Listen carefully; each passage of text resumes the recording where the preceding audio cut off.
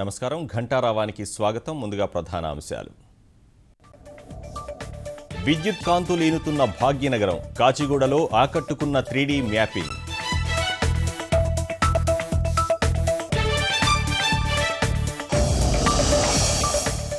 ఢిల్లీ నుంచి హిమాలయాల వరకు అవతరణ సంరంభం, రాష్ట్ర ప్రజలకు ప్రధాని గవర్నర్ శుభాకాంక్షలు.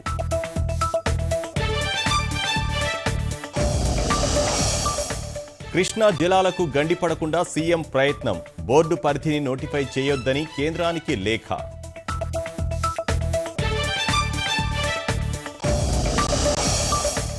కరీంనగర్ జిల్లాలో పిడుగుపాటుకు 2 మృతి, 4 పరిస్థితి విషమం. ఈటెల పరామర్శ.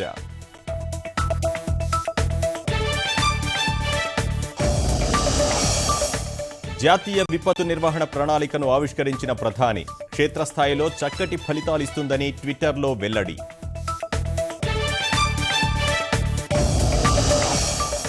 పొడవైన సొరంగ మార్గంలో రైలు పరుగులు, 17 ఏళ్లు శ్రమించిన స్విట్జర్లాండ్ ఇంజనీర్లు.